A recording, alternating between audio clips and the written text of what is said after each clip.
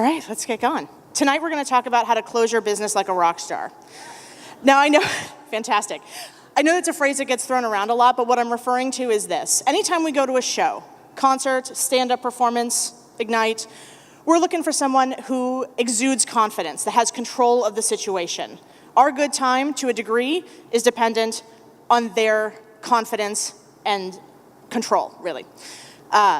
They know what's going to happen. They know what the night's going to look like. They know the journey we're going to take together. Their control enables us to have a good time. I'm going to stop here for a second, say that closing a business almost never a good time. Let's be clear. And I have yet to see it be rock star glamorous ever. But if you can take a situation that feels like it's happening to you and instead say, we choose to close now, it's the right thing to do for our organization, then you take control and you become the rock star. So why talk about this at all, right? It's kind of a buzzkill.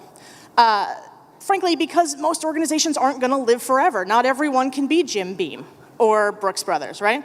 You own a company, you're on the board of a nonprofit, you're a member of a church, chances are at some point, due to dwindling community support, market forces, or competition that just can't be beat. I know, Amazon, Zappos, it may be the right thing to do to close. And in that moment, how you close is everything. So here's a guide to going out with style.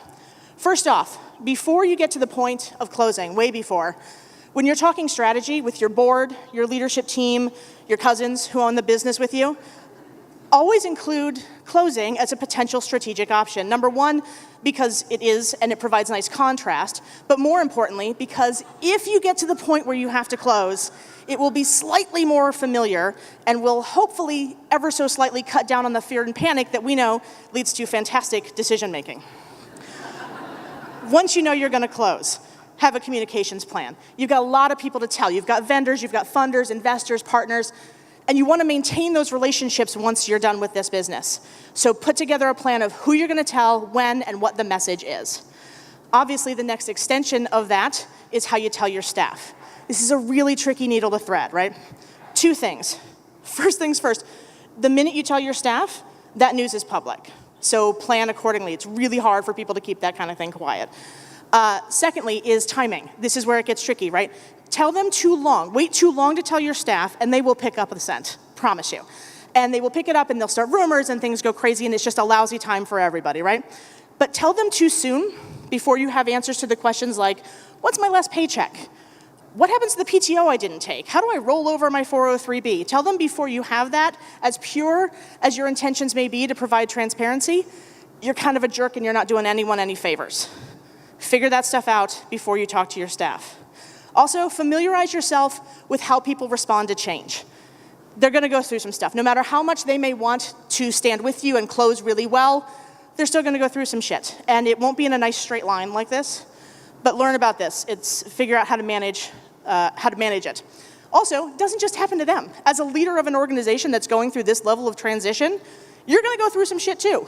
Learn about self-comfort and self-care. Prepare yourself to roll with the punches.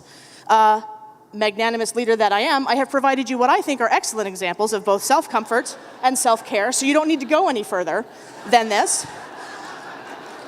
Though I am a grown-up and I know not everyone likes apples, so fill it in with Jacqueline's carrots or asparagus or whatever floats your boat. It may sound counterintuitive if you're closing because your organization is no longer financially viable, but closing costs money.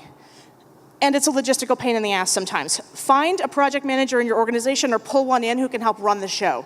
Regardless, pull together what your major costs are, what your major deadlines are, and let that be the backbone of your plan. So you can hopefully get through everything before you run out of time and money.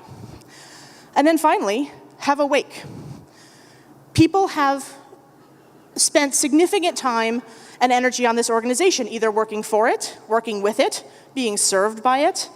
Give them an opportunity to honor the relationships they made and the hard work that they did. Closure is huge and absolutely worth it.